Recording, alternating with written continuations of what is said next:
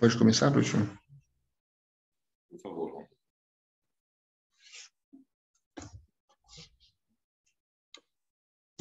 Bom, bom dia a todos.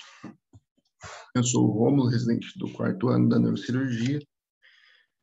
Hoje eu vou falar um pouco sobre epilepsia do lobo temporal e também falar um pouco a respeito das técnicas cirúrgicas. Bom, o lobo temporal é a região mais epileptogênica do cérebro, sendo que as epilepsias do lobo temporal mesial, que eu vou focar nessa aula, justamente por conta das epilepsias do lobo temporal mesial serem responsáveis por até 80% das epilepsias do lobo temporal em geral. Essas epilepsias, geralmente, elas envolvem uma alteração do hipocampo, uma desregulação do hipocampo.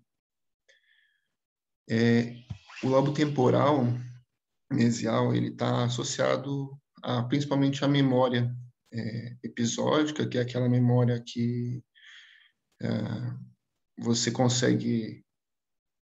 associa a um evento, a uma data, a um momento, memória declarativa, e também pela localização espacial, né, a memória espacial. Então, esses pacientes, quando eles têm uma lesão do lobo temporal mesial, eles podem apresentar clinicamente uma alteração de memória, principalmente para eventos recentes. Em relação às etiologias, com frequência, então, são casos esporádicos, mas formas familiares de epilepsia do lobo temporal podem estar presentes e não são incomuns. Você pode encontrar associação com crises febris em até 2/3 dos casos. E existe evidência de que o hipocampo ele pode sofrer dano, principalmente naquelas crises que são mais prolongadas, persistentes. A esclerose hipocampal é a principal etiologia nesses pacientes com epilepsia do lobo temporal refratária à medicação. O tecido neuronal ele é substituído por células gliais e não afeta só o hipocampo. A amígdala, o giro parahipocampal, o córtex entorrinal também são afetados. Outras causas, para etiologia, são alguns tumores que são associados à epilepsia, que são os LEATs, as displasias corticais focais, pode ser pós-infeccioso, pós-traumático, pós-evento isquêmico, pode estar associado a tumores, malformações vasculares e lesões inflamatórias. E é interessante que em 5 a 30% existem duas patologias que coexistem. Então, por exemplo, displasias corticais junto com a esclerose hipocampal. E isso acontece em 5 a 30%. Em relação à epidemiologia, não existe uma predominância de sexo, isso falando a respeito das epilepsias do lobo temporal mesial. E as crises, geralmente, elas começam mais para o final da primeira década e segunda década de vida. Em relação à patologia das principais etiologias, então, a esclerose hipocampal, como eu já disse, você tem uma perda neuronal que ela segue... o hipocampo ele é dividido em algumas regiões, então a perda neuronal geralmente se dá nessas 3 regiões que eu destaquei na imagem, região CA1, CA3 e CA4,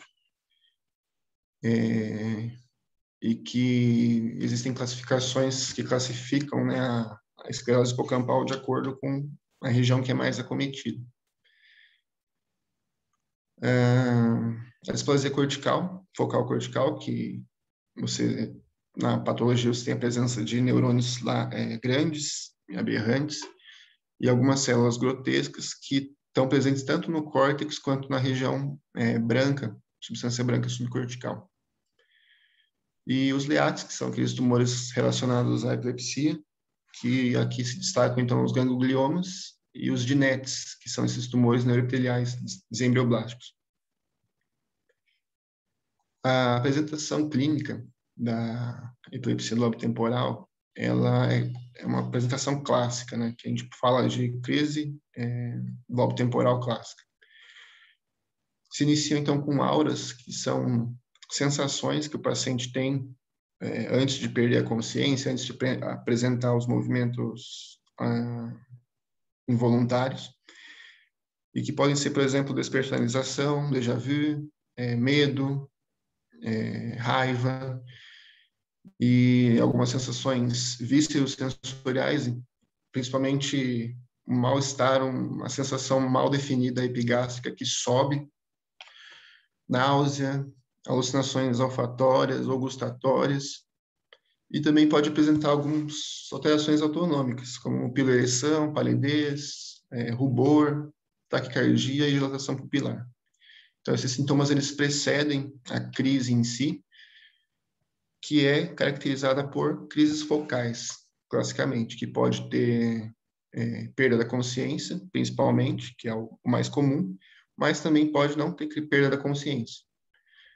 Durante a crise, o paciente, então, apresenta automatismos orofaciais, que são, por exemplo, mastigação, ficar mandando beijo, e automatismos manuais também, que, por exemplo, ficar segurando a roupa, pegando a roupa, apertando, movimento de abotoar, por exemplo, que são ipsilaterais ao hemisfério afetado. E no lado contralateral, você pode ter uma postura distônica. E essa crise ela dura de 30 a 60 segundos em média. Crises mais prolongadas, elas são, por exemplo, em estado de mal epilético, eles são raros na epilepsia do lobo temporal. Quando existe fala durante a crise, isso sugere que o hemisfério acometido seja o não dominante. E a progressão para a crise generalizada é incomum. Em relação ao tratamento, então, antes do tratamento, né, você vai fazer o diagnóstico da crise, da epilepsia lobo temporal. O diagnóstico em si da epilepsia ele é clínico, mas você tem alguns exames para te ajudar nesse diagnóstico.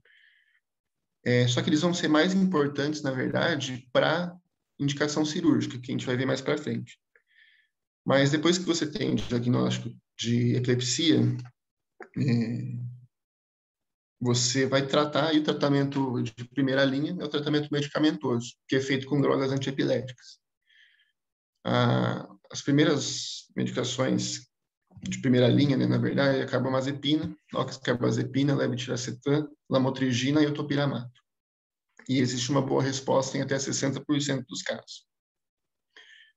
Quando você tem uma falha e com a primeira medicação e você precisa de uma segunda medicação, a taxa de sucesso ela cai bastante.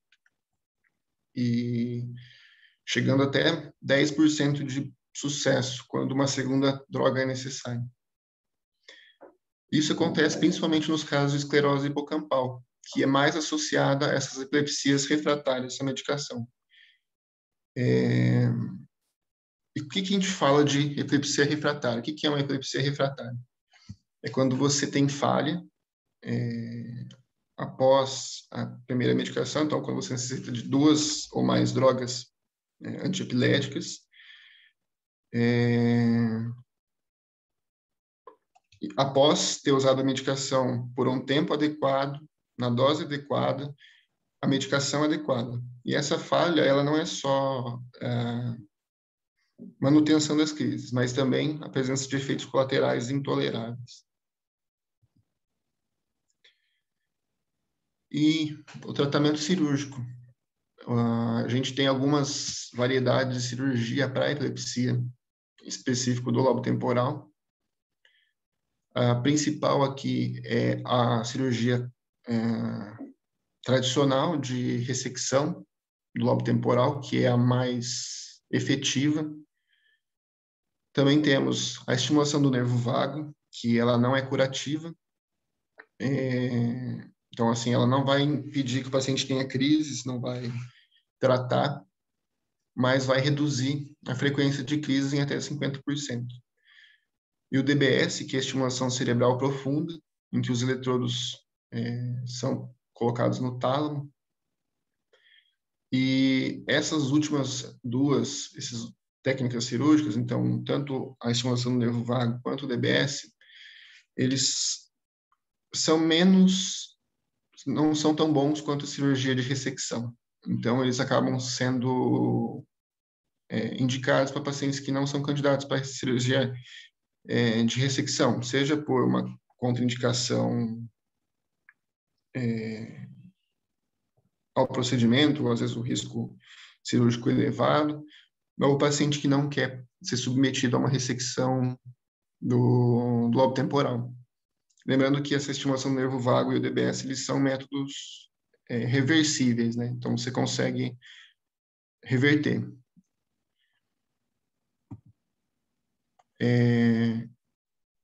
Bom, eu vou falar a respeito da técnica da cirurgia, da lobectomia temporal clássica.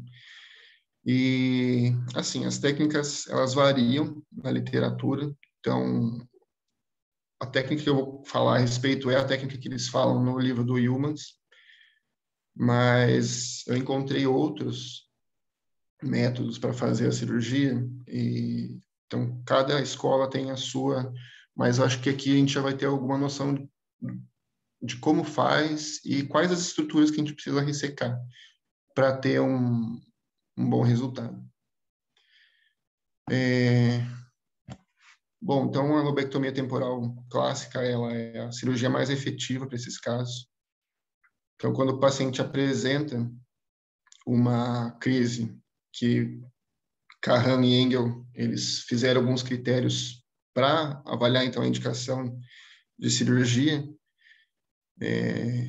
Claro, esses critérios eles são mais antigos e eles vieram sendo aprimorados com o tempo, em que eles colocavam que os pacientes com indicação cirúrgica eram aqueles pacientes com crise lobo-temporal, com crises focais, refratárias à medicação, e que não apresentassem uma doença cerebral progressiva ou difusa. E, atualmente, como eu disse previamente, a gente tem alguns exames que nos ajudam, não tanto para o diagnóstico da epilepsia em si, mas para a gente avaliar o foco epileptogênico e nos ajudar também a localizar, saber o que a gente vai precisar ressecar e se essa ressecção é segura ou não. Então, a gente tem a ressonância magnética, que você pode ver a lesão, né? O cavernoma, pode ver a atrofia do hipocampo, algumas ressonâncias mais de 3 Tesla, 7 Tesla, você consegue ver essas displasias corticais. Então, você vai investigar a causa com a ressonância. O PET-CT, que você busca o hipometabolismo, o SPECT, a espectroscopia, que serve, então, o eletroencefalograma também. Tudo isso serve para você localizar, né, a região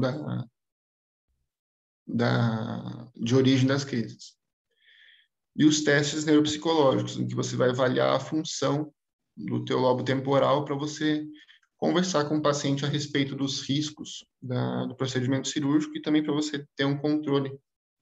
Então, você faz um teste neuropsicológico antes e depois para você ver o quanto que você promoveu assim, de déficit cognitivo nesse paciente.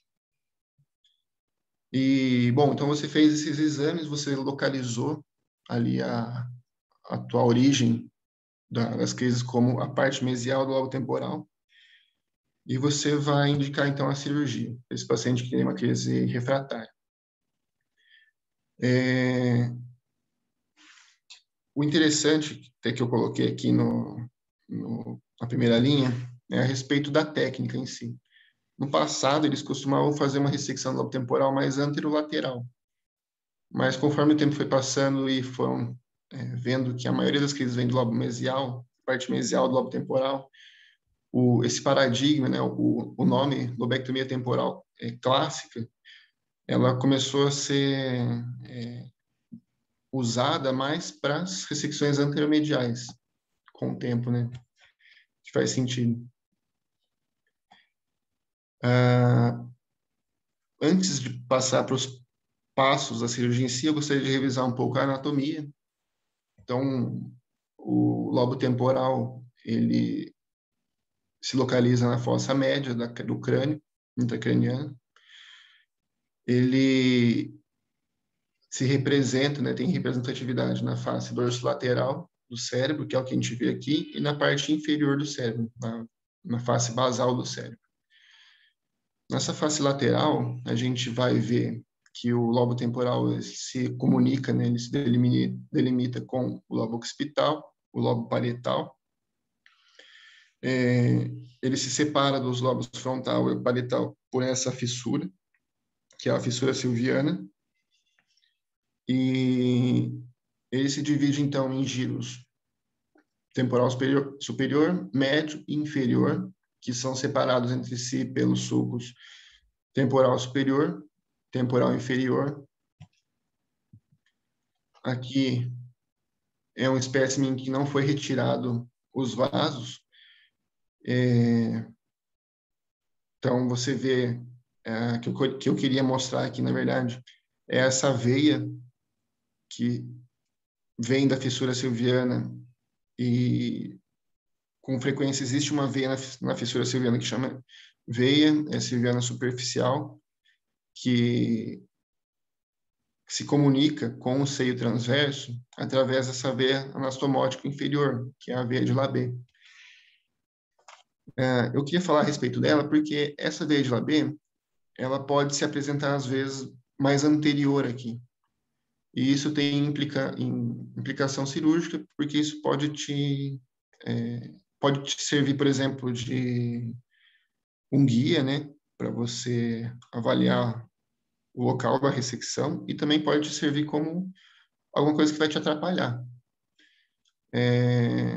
O que é difícil de acontecer, porque, na verdade, as ressecções elas acontecem mais nessa pontinha aqui. Aqui uma face mesial, né? A visão mesial do lobo temporal. E aqui eu queria destacar essa região com essa bolinha vermelha que representa a artéria cerebral média, que vai passar nessa região que a gente chama de límen da ínsula, que é o limite da ínsula. Então, essa curvinha aqui é o limite da ínsula, a cerebral média passa logo em frente aqui. Então, ela vai se dividir para recobrir o lobo da ínsula aqui. E o outro ponto é o ponto onde as artérias, a artéria coroideia anterior entra para dentro do ventrículo, que é mais ou menos essa parte aqui, que dentro do ventrículo ela vai dar origem ao plexo corioide, e a parte mais anterior ali de entrada dessas artérias coroideias anteriores é chamado de ponto coroideu. Esses dois pontos vão ser importantes mais para frente, que eu vou falar para vocês. Então, aqui uma visão basal. Então, você tem os giros, né? O temporal inferior, giro fusiforme, giro para-hipocampal. Aqui a gente tem o uncus, que a amígdala ela é um centro de substância cinzenta que está abaixo dessa região. Atrás da amígdala existe, então, o hipocampo, que a gente consegue ver aqui nessa figura ao lado direito, em que você tem uma visão superior, na verdade, do lobo temporal.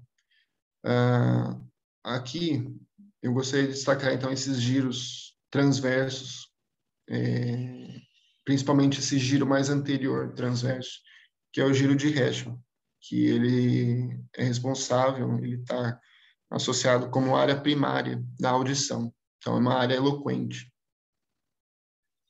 Nessa figura também, então, a gente vê que a cavidade ventricular foi aberta. Então, o ventrículo lateral, a porção do corno temporal, foi exposta. E então as estruturas mais mesiais aqui, a gente tem o hipocampo aqui. Mais para frente a gente vai ter a amígdala e o ponto coroideu, que eu tinha dito, que é o ponto de entrada da artéria coroide anterior, é mais ou menos aqui, que é na frente do hipocampo, entre o hipocampo e a amígdala. E aqui só mostrando também essa relação da cerebral média passando no límen da ínsula, e aqui mais ou menos o ponto coroideu. Imaginem, então, uma linha que conecta esses dois pontos. Isso vai ser importante para o procedimento cirúrgico. E, bom, em relação, então, à cirurgia, à técnica cirúrgica, o procedimento ele é feito sobre anestesia geral, o paciente é posicionado supino, então, barriga para cima. Você pode colocar um coxim sob o ombro ou não. E a cabeça ela é rodada contralateral em cerca de 30 graus e estendida, como nessa imagem à esquerda. A incisão é uma incisão question mark, que é essa incisão em ponto de interrogação aqui. Então você rebate o flap cutâneo e muscular, como é mostrado nessa imagem à direita. Tem exposto ali o osso, você faz a craniotomia e faz a abertura da dura. E você, então, vai chegar mais ou menos nessa imagem aqui, essa de cima à esquerda. Então, você tem exposto o seu lobo temporal, a fissura silviana, com a veia silviana superficial, a veia frontal e parietal. E como que a gente vai começar a nossa ressecção? Então, a ressecção, ela se divide mais ou menos em algumas etapas, né? Então, primeiro você vai ressecar a parte anterolateral do lobo temporal e depois você vai ressecar a parte anteromesial do lobo temporal. E a ressecção, a gente tenta, pelo menos os autores que eu li, eles evitam a ressecção do lobo do gyrus temporal superior, pelo motivo de, como eu tinha mostrado, de ser uma área eloquente, né? E quanto que você tira, né? Você vai tirar a ponta, mas quanto da ponta que você tira do lobo temporal? Existe um número clássico que é de 3 centímetros, mas na literatura você pode encontrar que isso pode, assim, no lado dominante você tira 3 centímetros, no lado não dominante você pode tirar até 4 centímetros de extensão. Durante a cirurgia, como que a gente sabe que são 3 centímetros? Como que a gente sabe que é o ponto que a gente vai ressecar? Então, a gente pega esse dissector de Penfield, marca 3 centímetros e coloca ele dessa forma para você medir a distância da ponta até onde você vai, até onde dá 3 centímetros aqui, que é o ponto onde você vai começar a sua ressecção. E então, aqui nessa foto à direita, você tem imagens intraoperatórias da cirurgia. Então, você vê aqui, na figura B, que você tem aqui a veia silviana superficial. Ele começou a ressecção dele mais inferior aqui, não logo adjacente à fissura. Ou seja, ele está preservando o giro temporal superficial. E aqui para trás, ele começou essa ressecção nesses 3 centímetros da ponta. E ele vai abrindo a substância branca, vai cavando, né, a substância branca até encontrar o epêndima do corno temporal, do ventrículo lateral. Quando ele encontra esse epêndima aqui nessa profundidade, ele começa a progredir a dissecção dele para frente. Então, aqui ele estava aprofundando medialmente. Quando encontra, ele vai para frente, de forma a expor o ventrículo, mas não abri-lo. A intenção não é abri-lo nesse momento.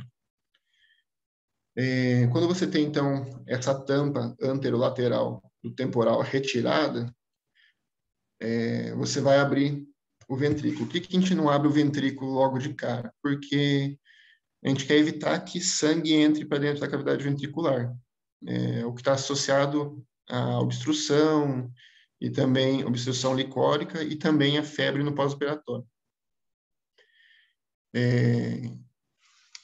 Então, após a ressecção da parte anterolateral do lobo temporal, a gente abre, então, o corno temporal e identifica a estrutura do ponto coroideu que eu tinha dito anteriormente.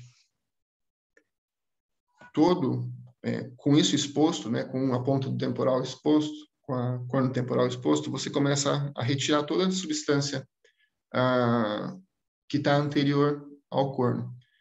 E até você encontrar a aracnoide que recobre a porção mesial, mais superior, anterior mesial do lobo temporal. E com isso você vai identificar a artéria cerebral média, passando ali na fissura, no límen da ínsula, através de transparência. E aí que entra a importância da artéria cerebral média e do ponto coroideu. Por quê?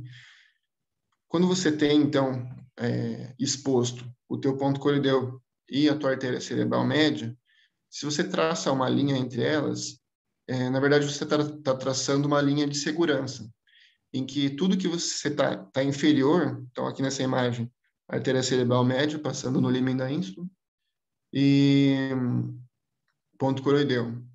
Tudo que está abaixo dessa linha é uma coisa segura de ser ressecada. Se você ressecar acima dessa linha, você pode entrar nos núcleos da base, pode danificar o temporal stem. Então, depois que você identifica essas duas estruturas vasculares, você resseca tudo que está abaixo.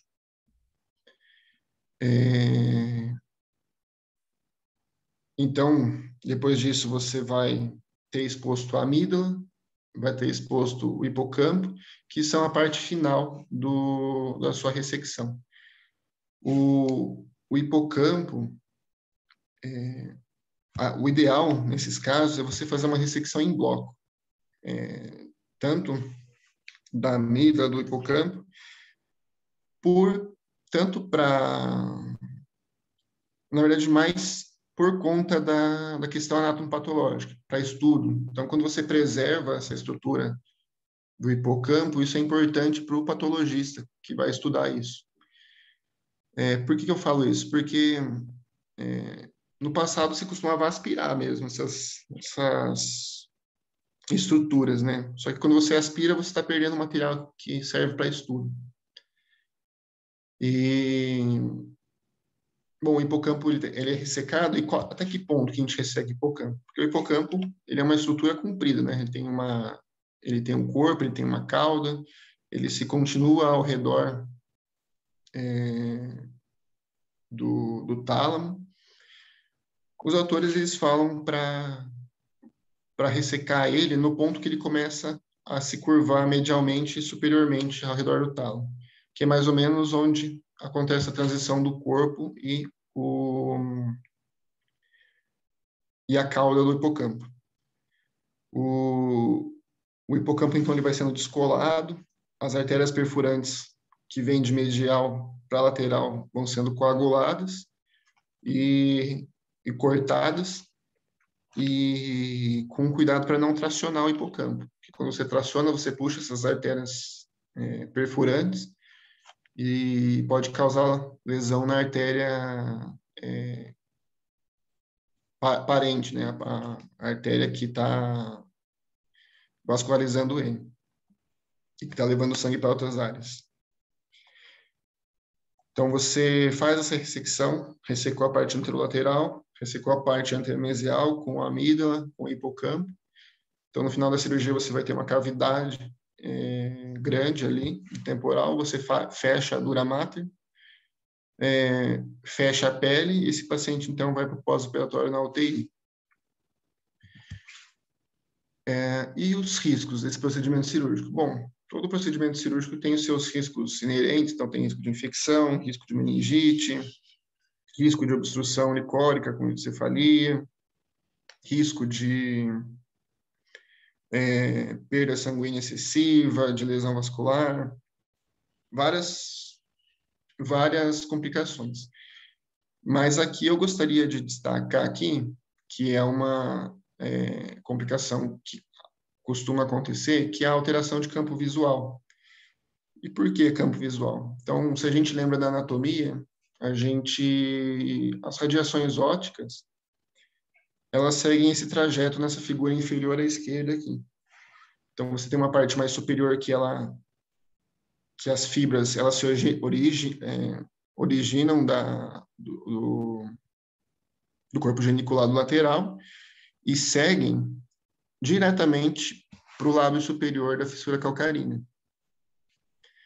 Enquanto que as fibras mais inferiores aqui, elas também saem do corpo geniculado lateral, só que elas vão lá para frente no lábio temporal, seguem até a ponta aqui do corno do lobo do ventrículo lateral, para então fazer essa volta para trás para ir para o corpo para ir para o lábio inferior da fissura calcarínea.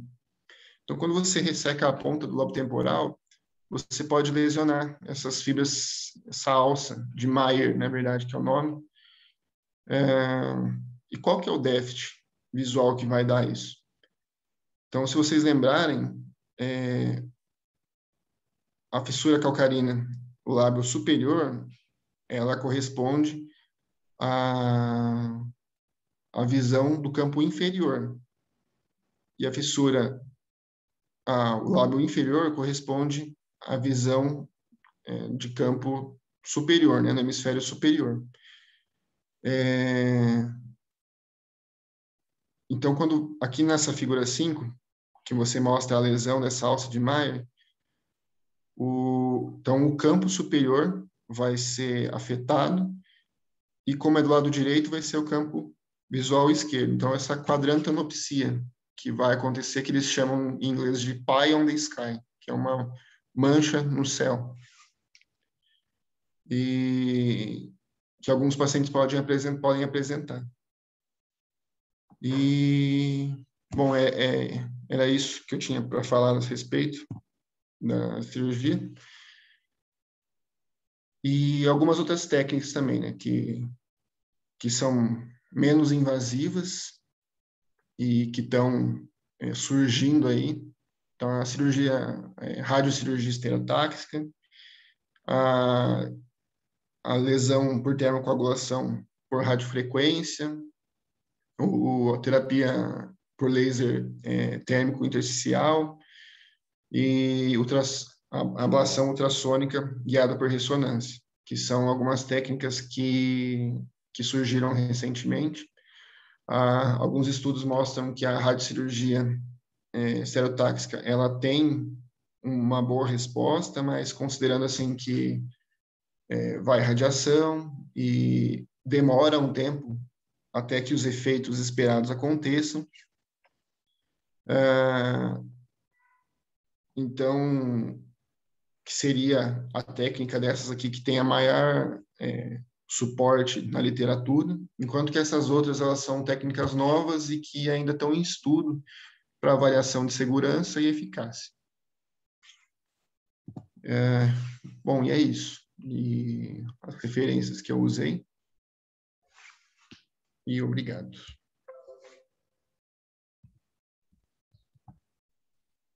Obrigado, Romulo.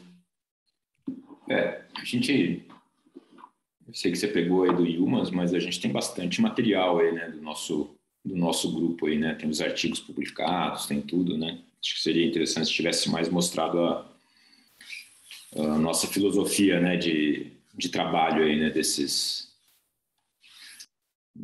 de operar epilepsia, né? A gente opera anteromedial pela fissura, né? E, inclusive, tentando evitar as radiações. Tem muito caso no final de semana? Como é que tá? que a gente vai mostrar? Bia, tá aí? 5 casos para apresentar. Não. 5? Eu vou aproveitar que Oi? eu vou aproveitar que eu estava com uma. Que chegaram agora. Calma aí, eu vou compartilhar aqui. Estão vendo a minha tela, né? Sim. Só para.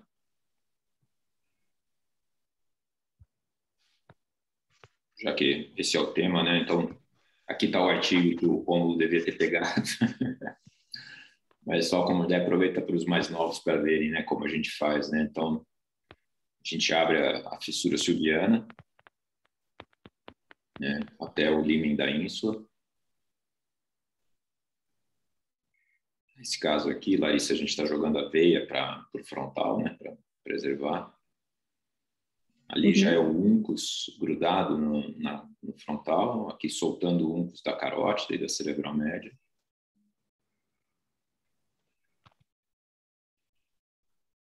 Então, esse é um passo importante, a gente libera bem o uncus da carótida, quando possível, né? Às vezes tem muita veia, igual o último caso que a gente fez.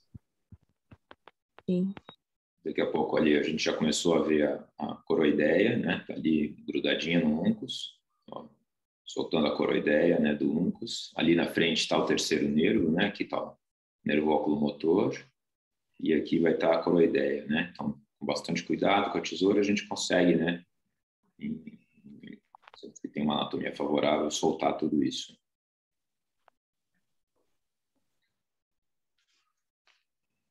Então, aqui, praticamente, a gente está indo para a fossa posterior, né? Pela cisterna da fossa posterior, né? Abrindo Lyric-Fish. Aqui, soltando o terceiro nervo do uncus.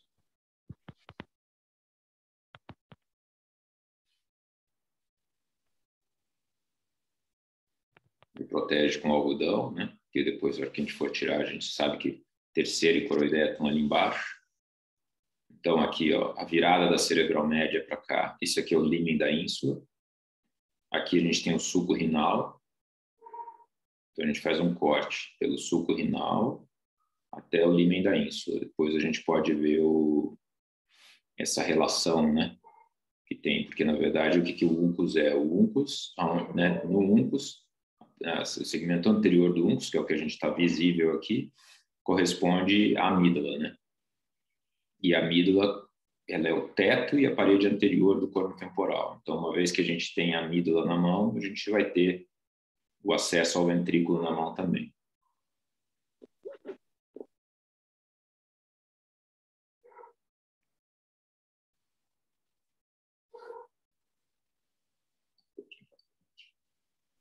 Aqui, né, tirando de cima, né, abriu bastante ali, chega no límen da ínsula, a gente sobe praticamente 90 graus. A não ser que tenha algum pedido específico de mais lobo temporal, como a gente fez nesse último aí.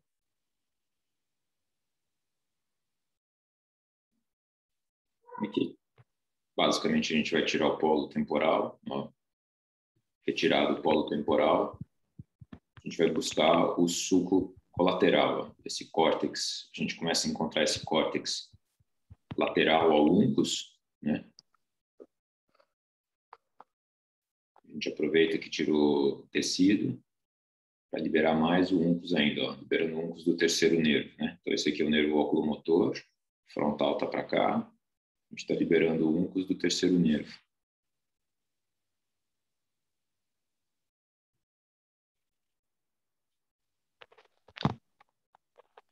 Aqui, ó, aqui esse algodão está no sulco colateral, então eu sei que imediatamente lateral, sulco colateral, quem que eu vou ter? O ventrículo.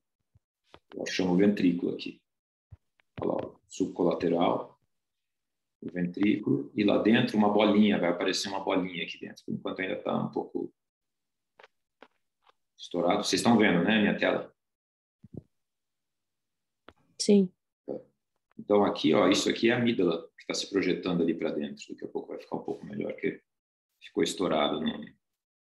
Então aqui dentro a gente tem o ventrículo e aqui mais acinzentado é a amígdala. Eu botei a espátula na amígdala e vou ganhar esse espaço que é o recesso um cal, né? Que é a cabeça do... Lembra lá? Ó, nós vamos soltar a cabeça do hipocampo, liberá-la da amígdala.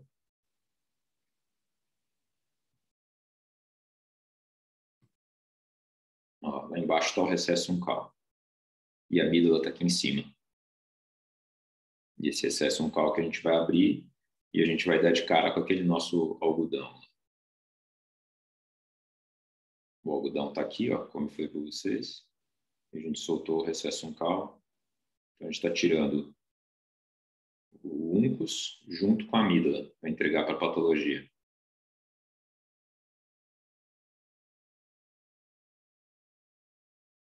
E a gente ficou só com a cabeça do hipocampo aqui. Agora a gente vai abrir a eminência colateral.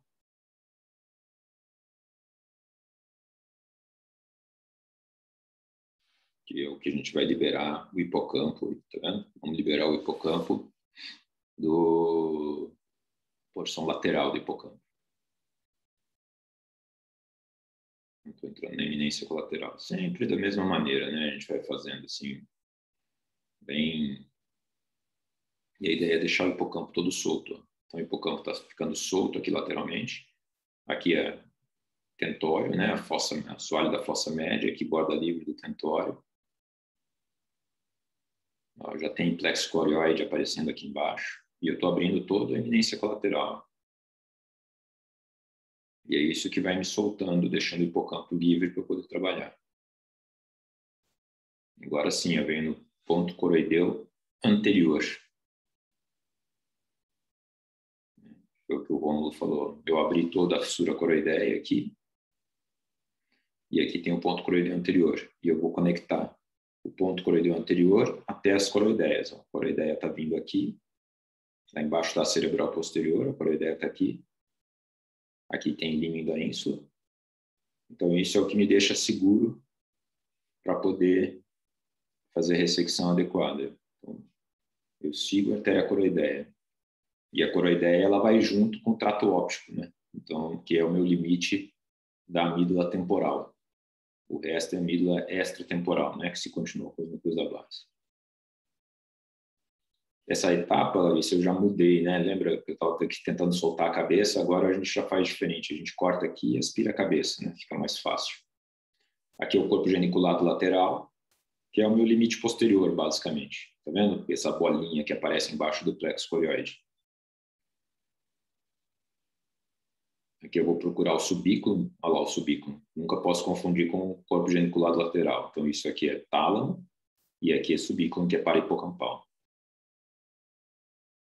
E aí eu vou cortar corto o hipocampo aqui atrás. E vou cortar no subículo. E a ideia é para eu ter uma peça, né, anatômica para o patologista poder avaliar. Como o Rômulo falou, algumas vezes você pode aspirar tudo, na verdade, né? Os acessos minimamente, né? Eles acabam aspirando mais do que...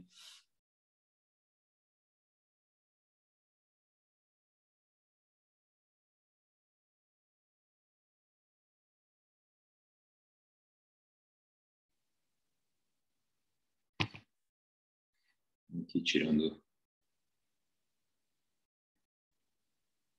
o hipocampo mais em bloco possível. Dá um certo trabalho, né, para tirar ele em bloco.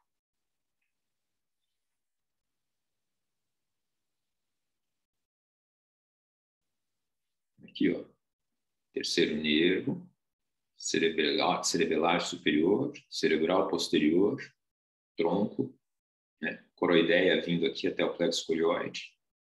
A gente sabe que tem talvez um restico aqui de amígdala, mas não vale a pena tirar. Cerebral média aqui. E aqui mesencéfalo. Aqui é a imagem final da ressecção.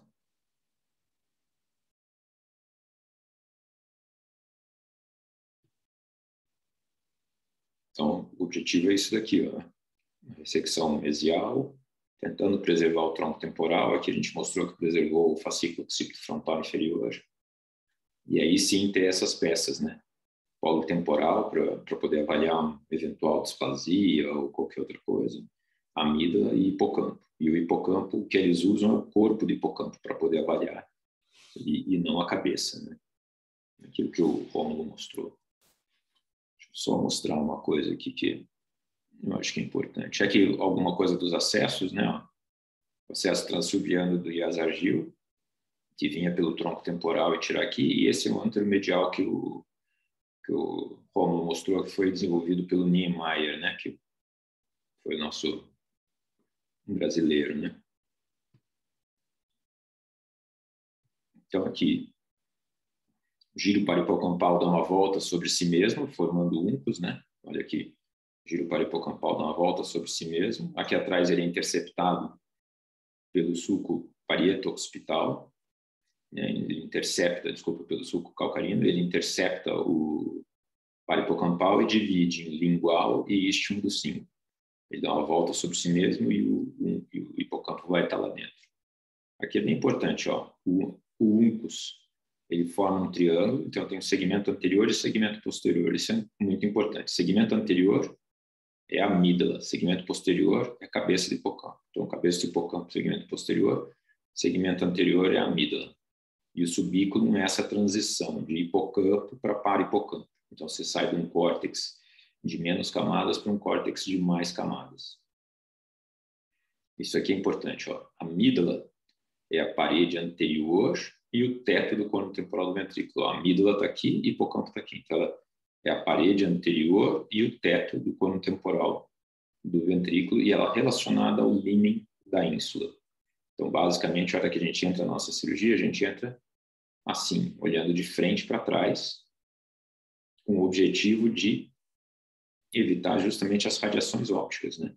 Então, a gente vem anteromedial. Se vem lateral, como naquela imagem que o Rômulo mostrou, é onde tem mais risco de lesar radiação óptica. O que o Yazargil fazia, ele vinha pelo tronco temporal, ele vinha de 1 a 2 centímetros, né? Ele colocava 10 a mais ou menos 1 centímetro, ele vinha atrás aqui na fissura silviana, né? no sulco limitante inferior da ínsula, e entrava dentro do corno temporal do ventrículo. Só que com isso tinha lesão do fascículo uncinado, que também tem na maneira que a gente faz, mas tinha de radiação óptica e de fascículo occipitofrontal inferior. São os vários acessos que tem para entrar. Então, isso aqui, ó, é uma cirurgia do Dr. Evandro, não lembro se o Dr. Evandro ou o Helder, abriu a fissura silviana, ressecou o hipocampo, aparentemente não mexeu nada no temporal, então aparentemente é muito seletivo. Mas olha o que a gente viu que acontecia com os nossos pacientes. Essa ponta do temporal que estava desconectada atrofiava toda. Então foi daí que a gente decidiu fazer esse acesso, né? Daí tem aqui a figura, né? Límen da ínsula, cerebral média dando a volta, sulco renal, terceiro nervo. Então a gente vem pelo sulco renal, corta e tira a ponta. Então, olha aqui, está dessecado. Aqui embaixo é o uncus, tá? Sulco renal, veio aqui até o límen, corta, tira a ponta. Tem o hipocampo embaixo e ressecção.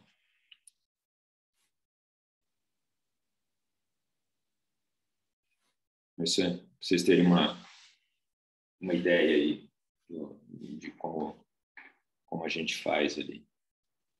Tá bom? Quer perguntar alguma coisa, Larissa? Alguém quer perguntar alguma coisa?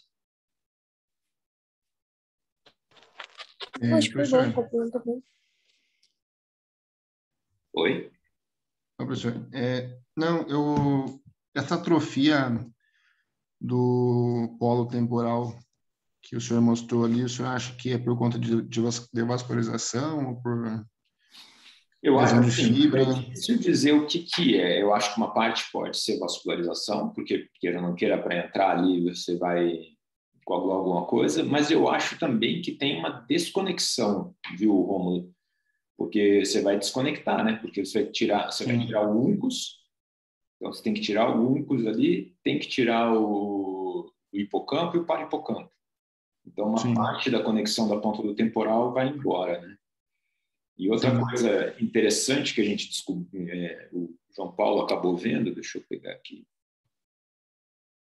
Deixa eu ver se está aqui nessa apresentação.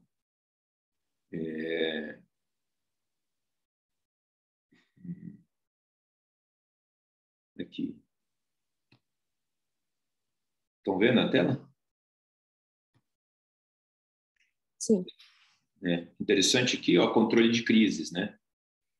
Então, no tempo polar, tirando a ponta do temporal, controle de crise foi melhor no tempo polar, um pouco menos pior no transinsular e no transuncos, que foi um acesso que foi proposto pelo aquele Salim Abdurauf, lá, sei lá o nome dele, mas ele e mais um cara, propuseram entrar direto pelo uncus, né, para dentro, né, direto pela amígdala, um acesso transamígdala. Teve o pior controle de crise. E realmente preservava o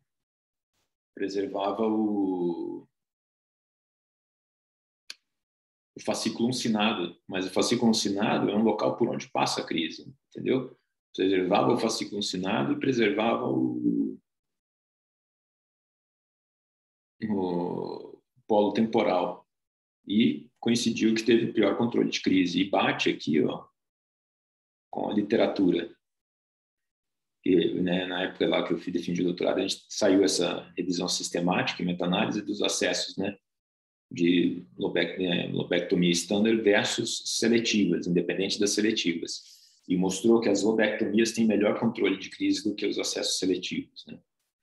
Então, hoje, assim, os acessos seletivos ainda tentam defender que eles têm melhor resultado cognitivo, né, neurocognitivo, mas não é o que a gente viu, né? Não é o que a gente viu nos nossos pacientes. E é discutível isso, né? E você ter melhor resultado cognitivo, mas continuar tendo crise, também não adianta. Foi o que falou nesse trabalho, que ele falou assim, apesar do impacto da lobectomia temporal, né, possível impacto, o controle de crises melhora muito a qualidade de vida dos pacientes, né? Então, assim, acessos seletivos, algo, assim, a meu ver, um pouco discutível. E, professor, a visão que eu tive também, porque, como eu falei ali, que de 5 a 30% são patologias duplas, né? Sim. Então, às vezes você tem a atrofia ali, a esclerose hipocampal, mas você pode ter uma displasia cortical, por exemplo, associada, e que é difícil de ver em ressonância, pelo menos de 1,5 Tesla. E às vezes você tira só o hipocampo, mas você acaba deixando um córtex displásico ali, né? Sendo muito seletivo. Sim, sim. Tem vários trabalhos mostrando que você, em até quase 30% dos pacientes, você encontra alguma coisa na ponta do temporal e tudo mais, né? Mas o fato é assim, o clepsia do lobo temporal, para ir bem, tem que ter assim, uma imagem clara de atrofia hipocampal, o eletro claro, o PET é muito importante, né? O PET-CT, ele mostra um hipometabolismo no lobo temporal com problema, ele tem um índice prognóstico muito bom, que é o PET-CT. E assim, a hora que você vê aqueles pacientes que têm os elétrons meio bilaterais, não sabe direito de que lado é, tudo meio duvidoso, o resultado não é bom. Quando você tem um paciente com tudo bem claro, o resultado é muito bom. Obviamente, né, quase, né? Mas é importante isso, né? Ter em mente, né? Sim. Porque no fundo é isso aqui, né? Deixa eu te mostrar de novo, né? Esse é um conceito importante, que é isso daqui, ó. Que é o conceito do que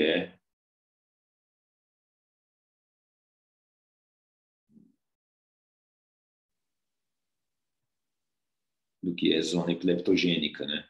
Acho que esse aqui não.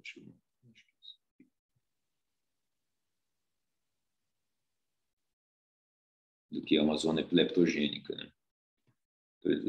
Zona epileptogênica é a quantidade mínima de tecido cerebral que deve ser ressecada, né, para a gente controle. Então, você tem uma zona de início ictal, mas você tem uma zona epileptogênica ou potencialmente epileptogênica ao redor. E ao redor disso tem a zona de déficit funcional. Essa não precisa tirar. Então, no fundo, é isso daqui, né? Zona epileptogênica é a zona de onde começam as crises, mas a zona potencial para se tornar. Você tem que tirar isso na cirurgia. Se não tira, é o paciente que mantém a crise. E, infelizmente, é um diagnóstico, às vezes, quase que retrospectivo, né? Porque você acredita que você está na zona epileptogênica sempre, né? Você não vai operar sabendo que não é. E é o que depois, e aí depois que você opera e continua tendo crise, provavelmente você não determinou toda a zona epileptogênica desse paciente, né?